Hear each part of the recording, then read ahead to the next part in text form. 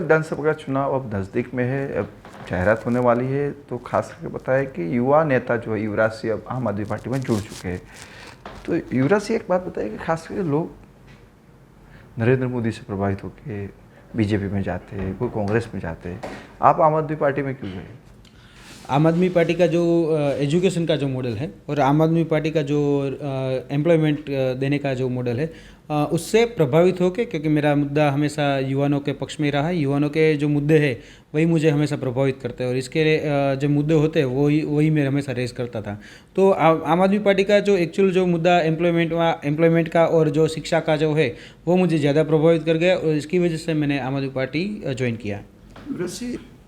BJP world की number 1 party मानी जाती है, तो आपने बीजेपी क्यों नहीं पसंद किया?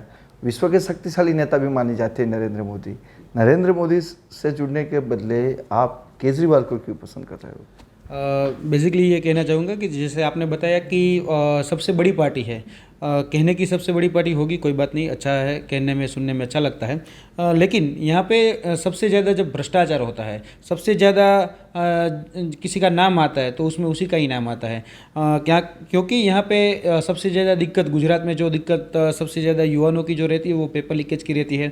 यहाँ के युवाओं की सबसे ज़्यादा दिक्कत रहती है कि उसको एम्प्लॉयमेंट नहीं मिल पा रहा है। सबसे ज़्यादा दिक्कत यहाँ की रहती है कि उसको शिक्षा नहीं अच्छी तरह से मिल रही है। यहाँ का जो बेसिकली जो लड़का लड़की होते हैं वो 8 पास या 9 पास होते हैं, लेकिन उसको अपना नाम भी अच्छी तरह से लिखना नहीं आता। ऐसी यहाँ की जो बेसिक सिचुएशन है गुजरात की वो यही है कि गुजरात में सबसे ज़्यादा जो बच्चे लोग हैं, जो युवा है, उसको नहीं एम्प्लॉयमेंट है, नहीं कोई रोज़गार है। और आपने जैसे बोला कि भाजपा यहाँ पे सत्ता पे है, भाजपा सबसे बड़ी पार्टी है या सबसे बड़ी पार्टी अभी तक थी, लेकिन आगे जब अरविंद केजरीवाल जी जैसा हमें एक शीर्ष नेतृत्व मिला है और उसका जो विज़न है और उसके पास जो रीज़न है ये करने के लिए वो भी बहुत क्लियर है। मेरे पास भी यही रीज़न है कि हम यहाँ के बच्चे लोगों को कुछ अच्छा देकर जाए, तो उसके विज़न और रीज़न के साथ जुड़ के हमने ऐसा सोचा है कि हम आम आदमी पार्टी को यहाँ पे लाएंगे और उसके साथ जो एक्चुअल में जो मुद्दे हैं उसका जो निराकरण कर दे। ऐसा नहीं है कि जो बनावटी, यहाँ पे बनावटी बहुत कुछ बिकता है, बैनर भी लग जाते हैं कि एम्प्लॉयमेंट रेट सबसे कम यहाँ पे है, कि यहाँ पे एम्प्लॉयमेंट ज़्यादा दी जाती है, लेकिन ऐसा हकीकत में ऐसा नहीं होता है, एक्चुअल में ऐसा नहीं होता है। यहाँ पे सबसे लोएस्ट यहाँ पे रेट है, क्योंकि यहाँ पे एम्प्लॉयमेंट मिलती ही नहीं है और एम्प्लॉयमेंट जिसको मिलती है वो भाई भतीजावाद से, ओरखानवाद से मिलती है, परिवारवाद से मिलती है। कोई पार्टी का सदस्य हो तो उसको एम्प्लॉयमेंट मिल जाती है, लेकिन जो एक्चुअल में जो मेहनत करके जो एम्प्लॉयमेंट लेना चाहते हैं उसको एम्प्लॉयमेंट नहीं मिलती। अब हमने सोच लिया है, हमने संकल्प कर लिया है कि आगे जाके आम आदमी पार्टी को लाना है। बीजेपी का और भाजपा सरकार का दावा रहा है कि वो ईमानदार पार्टी है, राष्ट्रवादी पार्टी है, विकासवाद पार्टी है। राष्ट्रवाद हमेशा ये बेसिकली हमेशा मुद्दा रहता है। राष्ट्रवाद हम किसे मानते हैं?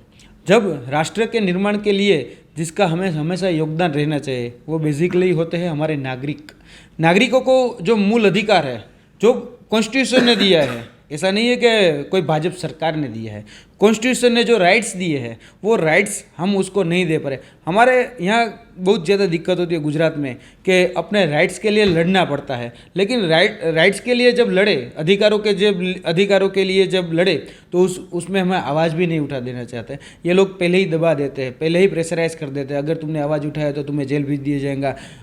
जैसे आप अभी सब जानते ही है, सभी जगह CBI है, ED है, उसका कैसे दुरुपयोग किया जाता है। लेकिन राष्ट्र निर्माण से सबसे पहले जो निर्माण करना चाहिए वो है व्यक्ति निर्माण का। व्यक्ति निर्माण से हम राष्ट्र निर्माण कर सकते हैं। यहाँ पे व्यक्ति का कुछ निर्माण नहीं, सिर्फ पक्ष का निर्माण होता है। भाजपा पक्ष है उसका ही निर्माण होता है, उसको ही विकास हो रहा है, उसके अलावा किसी के विकास नहीं देगा। आप बेसिकली एक बार घर से बाहर निकल के रोड पे जाके देख लीजिए कैसा विकास है। यहाँ पे बड़ी बातें बहुत बड़ी होती है कि हमने ये रोड बना दिए, वो रोड बने, आप जाके देख लीजिए खड्डे कितने हैं। बेसिकली एम्प्लॉयमेंट का जब सवाल आता है तो एम्प्लॉयमेंट एक्चुअल में कितनी दिया है, विधानसभा फ्लोर पे जो आंकड़ा दिया गया है एक बार देख लीजिए कितनी एम्प्लॉयमेंट दी गई है। जो बैनर में दिखता है वो अलग है और एक्चुअल में जो है वो अलग परिस्थिति है। कहने से कुछ बड़ा नहीं हो जाता, कहने से राष्ट्रवादी पार्टी नहीं बन जाती। राष्ट्रवादी पार्टी बनने के लिए, राष्ट्र के निर्माण के लिए सबसे पहले जो चाहिए वो है व्यक्ति निर्माण। व्यक्ति निर्माण होगा, व्यक्ति का उद्धार करेंगे तो आगे जाके राष्ट्र निर्माण और जो कहते हैं कि राष्ट्र निर्माण हो सकता है। या कई बार हमें कहा जाता है कि हम सबसे वो जब इलेक्शन नज़दीक आता है ना, तो हिंदुत्व वाला जो कार्ड है वो खेलते हैं और आपस में झगड़ा करवाने का सोचते हैं। अब इस बार ऐसा कुछ नहीं होगा। इस बार इसकी ये जो प्रोपेगेंडा है, जो एजेंडा है, वो कुछ नहीं चलने वाला, क्योंकि यहाँ के जो युवा है, सामान्य नागरिक है, वो सब समझ चुके हैं कि इसका जो बेसिकली जो फ्रॉड नैरेटिव सेट किया जाता है उस पे ही सब होता है। अब नैरेटिव सब समझ गए हैं, यहाँ भी सामान्य जनता है वो सब समझती है। युवराज सिंह कहाँ से चुनाव लड़ेंगे? युवराज सिंह बेसिकली जो चुनाव लड़ने की बात आती है तो सबसे पहले लोग क्या करते हैं कि भाई अपना जो नेटिव प्लेस हो वो पसंद करते हैं, अथवा तो उसके जो कर्मभूमि हो वो पसंद करते हैं, अथवा उसके सबसे ज़्यादा रिलेशन हो, यूथ हो, उसको पसंद करते हैं। मेरा बेसिकली है कि मैंने गुजरात के सभी युवाओं के लिए काम किया। मेरा प्लेस अभी तक कुछ डिसाइड नहीं है कि कहाँ से मैं इलेक्शन लूँगा, लेकिन युवा जहाँ बोलेंगे, युवाओं के दारोमदार है कि युवा बोलेंगे आप यहाँ से लड़िए तो मैं यहाँ से लड़ूंगा। युवा बोलेंगे कि आपको गुजरात में भावनगर से लड़ना चाहिए तो मैं भावनगर से लड़ूंगा। गुजरात के युवा बोलेंगे आपको पाटण से लड़ना चाहिए, हम आपके साथ खड़े, हम आपके लिए वोट मांगने जाएंगे, हम आपके लिए काम करें। जहाँ भी युवा बोलेंगे, युवा के साथ बातचीत करके, युवाओं के साथ बैठ के यही मैं डिसीजन लूँगा। अभी मैं एक रोजगार गारंटी यात्रा भी लॉन्च कर रहा हूँ, तो मैं युवाओं के पास जाने वाला हूँ, उसको गांव-गांव में मिलने वाला हूँ। वहाँ भी मैं पूछूंगा कि मुझे क्या करना चाहिए। जैसे युवा बोलेंगे, युवाओं का जो डिसीजन होगा वे मैं सर पे रख के आगे जाऊँगा। आप रोजगार यात्रा करने वाले, रोजगार यात्रा का मुख्य मुद्दा क्या होगा? रोजगार यात्रा का जो मुख्य मुद्दा है ना, वो हम ये देंगे कि भाई केजरीवाल जी ने जो गारंटी दिया है, कि केजरीवाल जी ने गारंटी दिया था कि हम 10 लाख सरकारी रोजगारी देंगे। तो यहाँ की जो भाजपा सरकार है वो एक मिस इन्फॉर्मेशन दे रही है कि ये लोग रेवड़ियाँ बांट रहे हैं कि 10 लाख रोजगार नहीं दे सकते, यहाँ तो 5,60,000 ही पद रिक्त है। तो ऐसा जो बात कर रहे हैं ना, वो गलत इन्फॉर्मेशन है, वो मिस इन्फॉर्मेशन है। आप सोच सकते हैं कि एक साल में 2 करोड़ रोजगार दिया जा सकता है। नरेंद्र मोदी ने बोला तो मास्टर स्ट्रोक है, और केजरीवाल जी ने 10 लाख सरकारी रोजगारी का 5 साल का रोड मैप रखा तो वो रेवड़ी है। नरेंद्र मोदी कह रहे हैं कि हम 2 करोड़ रोजगार देंगे, तो उससे तो कोई सवाल नहीं पूछा गया, लेकिन हमसे सवाल पूछा गया कि आप 10 लाख रोजगार कैसे देंगे। तो हमने पूरा रोड मैप बनाया है कि युवाओं को रोजगार कैसे दिया जा सकता है। पारदर्शिता से परीक्षा, जो क्लियरिटी के साथ परीक्षा ली जाए, वो कैसे ली जा सकते हैं। एक कानून बनाना चाहते हैं कि आम आदमी की पार्टी की सरकार आई तो आपने सभी जगह सुना होगा कि यहाँ पे 12 बार पेपर लीकेज का सामने आया कि 12 बार पेपर लीकेज हुआ। आपने कभी भी देखा कि एक भी उसके साथ जो जुड़ा हुआ जो आरोपी है उसको सजा हुई? नहीं हुई। क्यों?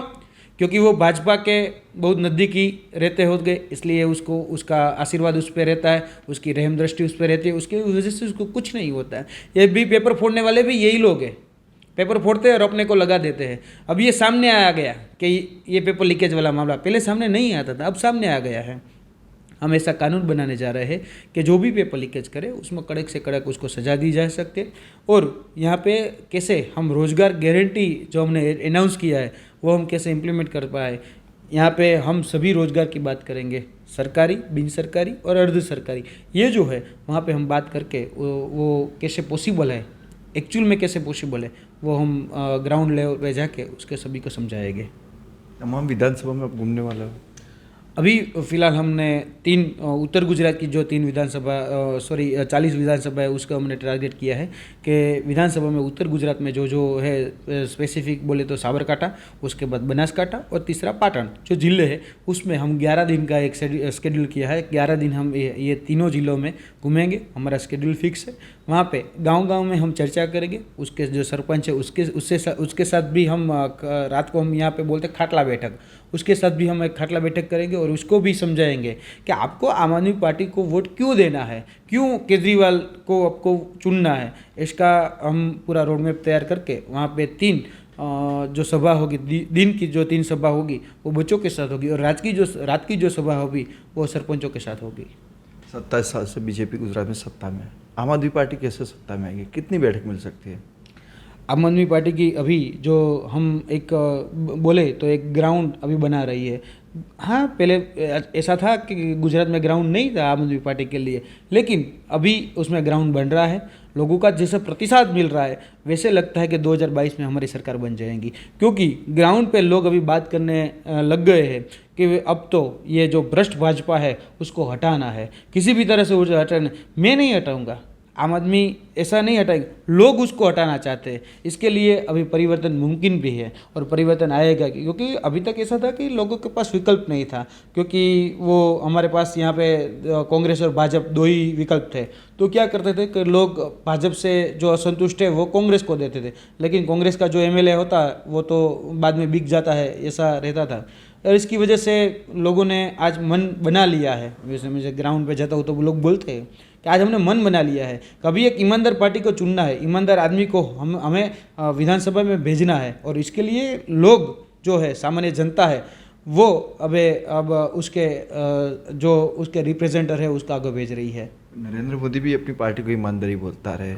भूतकाल में कांग्रेस तो उसके उस टाइम में 15 पैसा विकास के लिए जाता था, वो तो बोलते हमारे 1.25 पैसा हो जाता है। ओके, बोलने में और करने में ज़मीन आसमान का फ़र्क होता है। बोलने में तो कोई भी कुछ भी बोल सकता है कि हम ये देंगे वो देंगे ये देंगे, लेकिन गारंटी कौन दे रहा है कि हम ये करेंगे ही, और करके साबित भी कर दिया है। दिल्ली में जैसा बोला था कि हम सरकारी जो शाला है उसको सही तरह से करेंगे, तो उसने सही किया, और सभी के बच्चे, अब ज़्यादातर जो पब्लिक है उसके जो बच्चे हैं वो सरकारी शाला में, जो गवर्नमेंट स्कूल है वहाँ पे पढ़ते हैं। आरोग्य का मॉडल देख लीजिए, दिल्ली का बिजली का मॉडल देख लीजिए। पंजाब में जैसे ही सरकार बनी तो जैसा ही वायदा किया था कि जैसा गारंटी दिया था वहाँ भी सभी तरह इम्प्लीमेंट हुआ, कि जो बच्चे थे उसको बोला था कि आप जो कॉन्ट्रैक्चुअल बेस पे जो नौकरी कर रहे हो तो इसको हम गवर्नमेंट में सीधा कन्वर्ट करेंगे, तो उसने किया है। कॉन्ट्रैक्ट वाले कर्मचारियों को भी सीधा गवर्नमेंट में कायमी नौकरी में कन्वर्ट किया है, और ये एग्जाम्पल हमारे सामने है। लेकिन भाजपा जो बोलती है उसमें एक भी बात उसने इम्प्लीमेंट करके बताई हो, ऐसा आपके पास जो एग्जाम्पल हो तो मैं भी सुनना चाहूँगा कि ऐसा उसने बोला और ऐसा करके दिखा दिया, ऐसा है कुछ आपके पास? भारतीय जनता पार्टी ने पहले तो 50 लाख मकानों का भी बताया था 2012 में। 15 लाख का भी बोला था ना, पहले 50 लाख बताया था। पहले 50 लाख बोला था। 50 लाख मकान बनाने की बात किया। 2 करोड़ रोजगार का भी बात किया 2 करोड़ रोजगार की बात भी हुई थी। अच्छे दिन का भी बात किया था। अच्छे दिन किसका है? उसके कार्यकर्ताओं के, उसके पार्टी वालों के, उसके सिवा तो कुछ के अच्छे दिन आए नहीं। सामान्य जनता से जाके आप पूछिए तो पता चलेगा कि अच्छे दिन किसके हैं। यहाँ के जो अच्छे दिन है, हम आम आदमी की बात करते हैं, आम आदमी की जो बेसिक नीड्स उसके लिए हम लड़ रहे हैं, क्योंकि उसका अधिकार है। क्यों अधिकार है? क्योंकि वो जो टैक्स पेयर है, टैक्स पेयर का पैसा अगर हम सही तरह से इम्प्लीमेंट कीजिए, सही तरह से एक आयोजन कीजिए, तो उसका पैसा हम गरीबों में दे सकते हैं, मुफ्त में बिजली दे सकते हैं, मुफ्त में शिक्षा दे सकते हैं। एक विज़न और एक नीति और एक नीयत साफ होना चाहिए तो ये पॉसिबल है, और केजरीवाल जी में ये पॉसिबल है। ऐसा करने से तो गुजरात की हालत और देश की हालत श्रीलंका जैसी हो सकती है, ऐसे बता रहे भाजपा के लोग। तो वो लोग बता रहे हैं, लेकिन उसके पास कुछ कॉन्क्रीट है बताने के लिए? चलो एक एग्जाम्पल के तरफ से ये प्रूव कर सकते हैं। फ्री, आप बेसिकली ये सोचिए कि ये जो दे रहे हैं वो कहाँ से दे रहे हैं?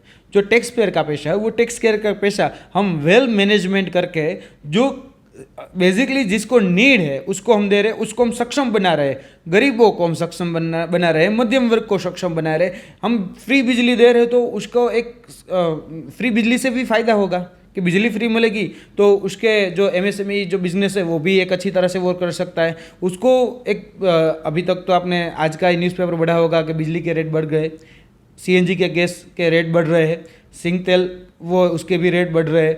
ये जो रेट बढ़ रहे हैं तो उसमें वो सामान्य जो नागरिक है वो सर्वाइव नहीं कर पा रहा है। तो इससे तो ईमानदार जो है टैक्स पेयर, उसको अन्याय होगा ना। उसको कैसे अन्याय होगा? मैं भी ये जानना चाहता हूँ, उसको अन्याय कैसे? उसका टैक्स का रिवॉर्ड उसको हमेशा मिलेगा। वो जो TDS कोई योजना है जो ईमानदारी से काम कर रहा है, जो ईमानदारी से टैक्स पे करता है, वो चाहे सर्विस पीपल हो जाए। हम यहाँ पे जो टैक्स पेयर है वो TDS का भी मामला है, और जो